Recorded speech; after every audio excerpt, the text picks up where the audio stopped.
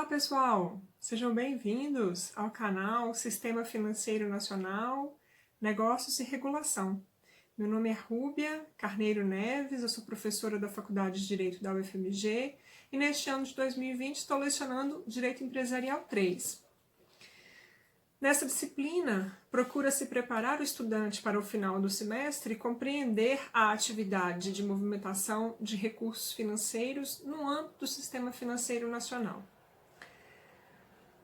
Esta disciplina foi iniciada em março de 2020, eu lecionei 2 aulas presenciais, em virtude do distanciamento social.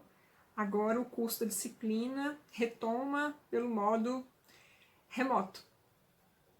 Considerando então que nós já estudamos naquelas 2 aulas presenciais, como que funciona o exercício da atividade de movimentação profissional de recursos financeiros, moeda e crédito, e que nós já apresentamos os agentes que exercem essa atividade, neste módulo de hoje nós vamos estudar sobre a regulação.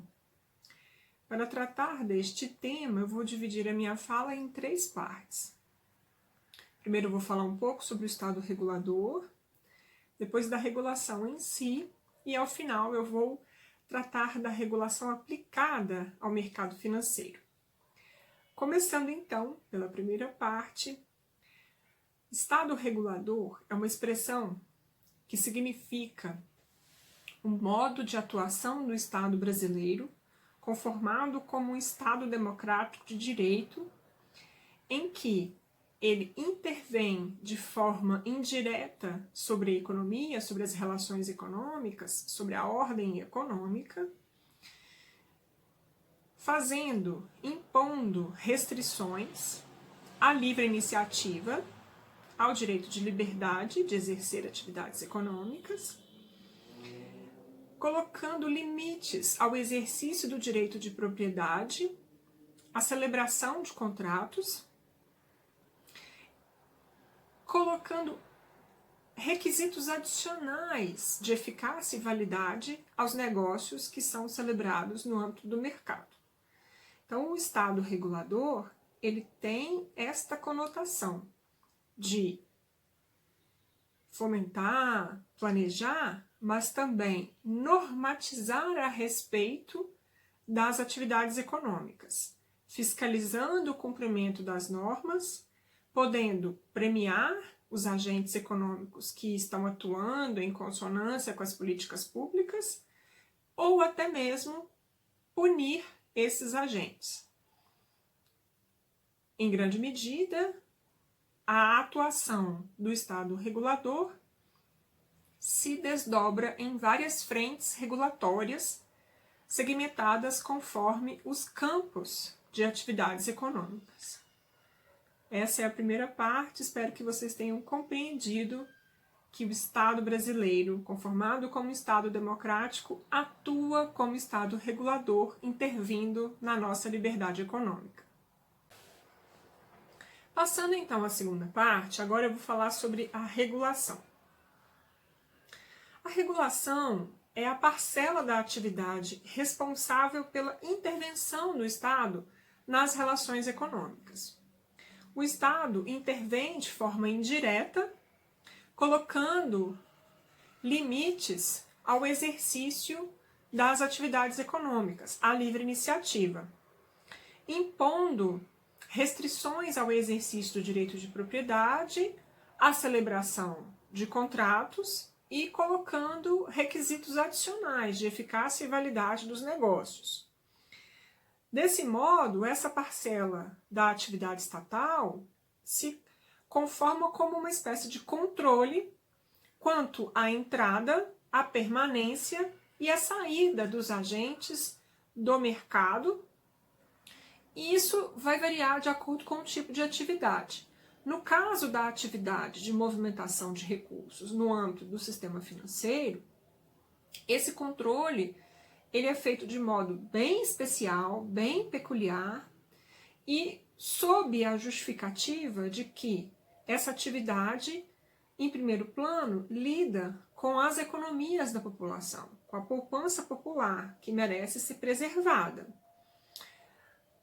Por outro lado, essas economias elas estão intimamente ligadas ao volume de moeda, ao volume de recursos disponíveis no mercado, que precisa ser controlado para que haja balizamento dos efeitos desse volume de moedas na economia. E, por fim, um terceiro aspecto que é considerado pelo Estado para justificar esse controle especial dessa atividade é o caráter sistêmico dessa atividade.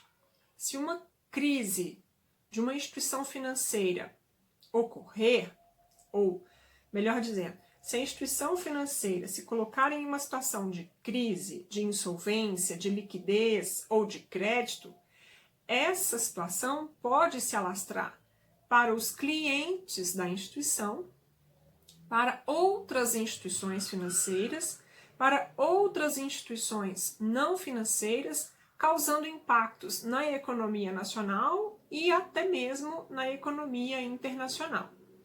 Por isso é que o Estado, por meio da regulação, edita normas, e aí a gente tem a regulação normativa, executa essas normas, a gente tem aí a regulação executiva, em que o Estado pratica atos cumprindo as normas editadas, e a gente tem a regulação judicante, em que o Estado fiscaliza o cumprimento dessas normas por parte dos agentes que realizam essa atividade, podendo essa regulação judicante culminar na instauração de processos administrativos sancionadores e até mesmo resultar em punições, como multa, punição de advertência, cassação da autorização para funcionar e exclusão do agente do mercado. Então, compreendida essa concepção do que vem a ser regulação, a gente agora pode tratar da regulação aplicada ao mercado financeiro. E aí a gente encerra essa segunda parte e passa para a terceira. Então, nessa terceira parte, em que a gente vai ver a regulação aplicada, a gente toma como ponto de partida a fala anterior. Ou seja, considerando que a atividade de movimentação de recursos financeiros impacta na poupança popular, no volume de meios de pagamento disponíveis na economia e o seu caráter sistêmico, para prevenir situações de crise e colocar parâmetros de equilíbrio de crédito, de solvência e de liquidez, o Estado cria, por meio da regulação, mecanismos de prevenção ou de controle de uma crise já instalada. Os mecanismos de prevenção conformam o que é chamado de regulação prudencial. São mecanismos que tentam evitar que a instituição financeira ou as instituições que lidam com essa atividade, que praticam essa atividade, não cheguem a uma situação de falência, não cheguem a uma situação de iliquidez ou insolvência. Ao passo que a regulação sistêmica aponta, coloca mecanismos que vão tentar sanear uma situação de crise ou minimizar os efeitos que essa situação pode causar para as pessoas e para a economia como um todo. Vou exemplificar. Um mecanismo de regulação prudencial que a gente pode citar é esse controle de entrada, em que o Estado, por exemplo, coloca como requisito adicional que para você criar uma instituição financeira do tipo banco comercial, você precisa de 17 milhões de reais no mínimo para constituir o patrimônio líquido dessa instituição. Além disso, você tem que preencher uma série de formulários, fazer um plano de negócio, submeter esses pedidos de instalação do banco ao Banco Central antes de você constituir a organização empresária e registrá-la na junta comercial. Apresentar todos os atos societários constitutivos antes ao Banco Central para que ele examine e avalie e então autorize para que você possa registrar a constituição da organização empresária na junta comercial. Então, este mecanismo de controle de entrada, qual que é o objetivo dele? Colocar parâmetros, colocar balizas, de modo que haja uma tentativa de evitar que essa instituição entre no mercado com uma situação desfavorável ou em perigo de não conseguir desenvolver a atividade de coletar, intermediar e aplicar a poupança da população. Outro mecanismo de regulação prudencial que a gente pode citar o fornecimento de informações e documentos constantemente exigidos pelo Banco Central. Então, as instituições elas têm que periodicamente enviar relatórios sobre a própria atuação e sobre os negócios que elas celebram com os clientes. E aí o Banco Central faz um monitoramento permanente do envio dessas informações e pode, inclusive, fazer visitas técnicas presenciais para fazer fiscalização in loco. Há também um mecanismo de controle da remuneração dos administradores, de modo que eles possam ficar desestimulados a assumir riscos em demasia. E, por fim, aqueles instrumentos disciplinares punitivos e preventivos, como advertência, multa, suspensão do cargo, inabilitação do cargo e até a cassação, da instituição para funcionar, são mecanismos que integram essa regulação prudencial. No âmbito da regulação sistêmica, admitindo que uma instituição esteja em situação de crise ou de liquidez ou de crédito e até mesmo de insolvência, o Banco Central pode avaliar a situação e adotar mecanismos de regulação resolutiva que compõem aí a regulação sistêmica, promovendo, por exemplo, a intervenção da instituição, nomeando um interventor para tentar sanear essa situação, ou pode optar, conforme a avaliação, por um regime de administração especial temporária, em que ao invés de um interventor, uma equipe de interventores, um conselho, vai assumir a administração da instituição com a expectativa de tentar soerguer e evitar e afastar esses efeitos de crise, de insolvência ou de liquidez ou de crédito. E caso isso não seja possível na situação da intervenção ou na situação da administração temporária, o Banco Central pode decidir então liquidar essa instituição, decretar a liquidação. O que significa que o patrimônio vai ser liquidado, o ativo vai ser apurado para ser utilizado como pagamento aos credores e, obviamente, se ela estiver numa situação de insolvência, os credores não serão totalmente satisfeitos. E aí a gente pode enxergar um segundo mecanismo, que é o Fundo Garantidor de Crédito. Claro que não são todas as instituições que atuam no sistema financeiro que oferecem esse serviço, mas as instituições que coletam moeda da população são obrigadas a participar dessa associação civil que conforma aí o Fundo Garantidor de Crédito, que reúne uma gama de recursos para salvaguardar os usuários do sistema em situações como essa, do que decorre que a pessoa terá direito de ter devolvido R$250 mil, é o limite de hoje, previsto para hoje. Esse limite vem sendo paulatinamente alterado ao longo dos anos, hoje está em 250 mil, e a pessoa então ela terá resguardado pelo fundo esse patamar de segurança, o que significa que mesmo que a instituição venha a falir, a pessoa pode ter a segurança de receber esses 250 mil.